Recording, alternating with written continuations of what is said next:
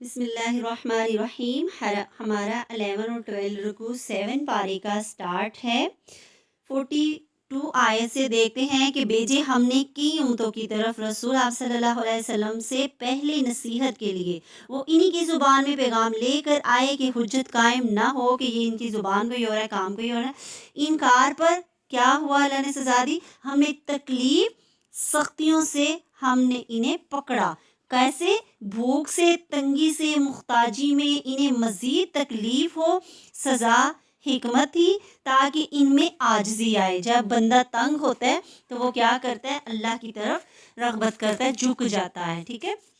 43 آیت، پہلے ایسا کیوں نہیں ہوا، پھر ایسا کیوں نہ ہوا کہ جب آیا ان کے پاس ہمارا عذاب، یعنی اللہ نے بھیجا کہ لوگوں سنبھل جاؤ، عاجزی آنے کی بجائے ان کے دل اور سخت ہو گئے۔ خاص کیا اس آیت میں کہ بعض لوگوں کے لیے حادثہ اصلاح بن جاتا ہے اور بعض کیا ہوتے ہیں؟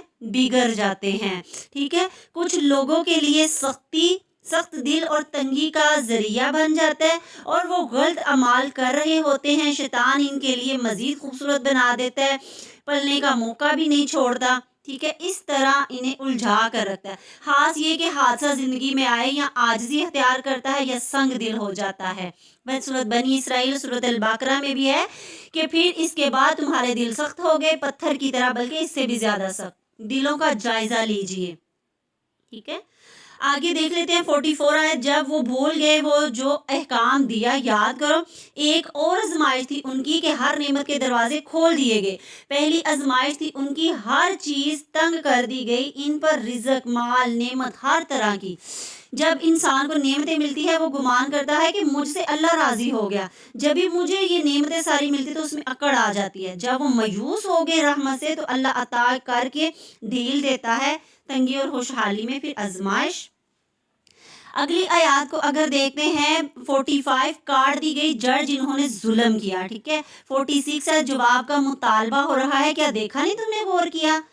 تو بتاؤ مجھے اگر لے جائے اللہ سننے کی صلاحیت، دیکھنے کی صلاحیت، مور لگا دے تمہارے، تو پھر کون ہے؟ غور و فکر کرے، کون تمہارا علاج کرے گا؟ تقدیر کا حصہ علاج ہے۔ 47 آیت، کہہ دیجئے اگر آ جائے تم پر اللہ کا عذاب اچانک، علانیہ، ہلاک کیے جاؤ، ظلم، تو اٹھنے کی دعا پڑھے۔ ٹھیک ہے۔ اٹھنے کی دعا پڑھے آپ۔ ظلم کی 3 اقسام ہیں۔ ظلم انسان کے حالات کا سبب بنتا ہے، اور ظلم اللہ سے کیا جائے یا بندوں سے کیا جائے۔ ٹھیک ہے۔ 48 میں بھیجا ہم نے رسولوں کو خاص مقصد کے لیے، یعنی پیغام ملا پہنچانے کے لیے۔ ٹھیک ہے۔ تو آگے 15 آیات ہے، کل میں حکمت ہے کہ آپ صلی اللہ علیہ وسلم لوگوں کو بتائے کہ میں نہیں جانتا غیب کی۔ غیب 2 طرح کے ہوتے ہیں، چیز جو غیب ہے وہ غیب ہے نسبی اور متعلق۔ ٹھیک ہے۔ کچھ نسبی، کچھ کے لیے غیب، کچھ کے لیے نہیں، باہر کیا ہو رہا ہے، اندر کیا ہو رہا ہے، اور متعلق کسی کو بھی نظر نہیں آتا، جنت جیسے جہنم۔ ٹھیک ہے۔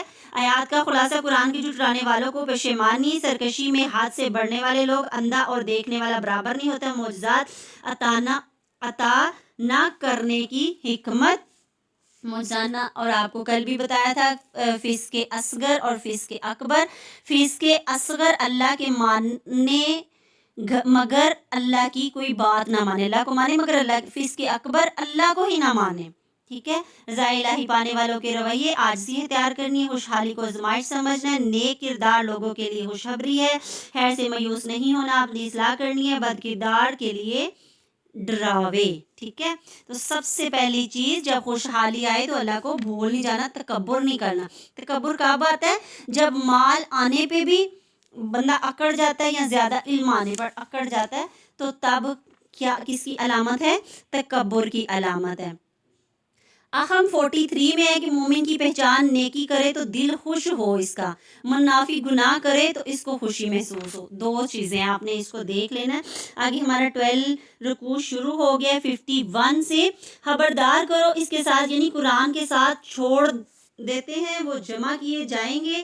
قرآن فائدہ بھی ہے انہی کو دیتا ہے جو خشر کا خوف رکھتے ہیں۔ اب ذرا غور سے سننے کی یہ آیت بتا رہی ہے کہ قرآن صرف اس کو فائدہ دیتا ہے جو حشر کا خوف رکھتے ہیں کہ اللہ کے سامنے کیسے کھڑے ہوں گے اور قیامت کی ہولناکیوں سے ڈرتے ہوں گے۔ اللہ کے سوا کوئی دو سفارشی نہیں، بیچ میں ڈالنا کسی کو نہیں ہے، نیک کام کی سفارش پر اجر ہے، ٹھیک ہے۔ شفاعت عظمیٰ، حشر کے دن حساب و کتاب میں آپ صلی اللہ علیہ وسلم شفاعت فرمائیں، جسے کیا کہتے ہیں؟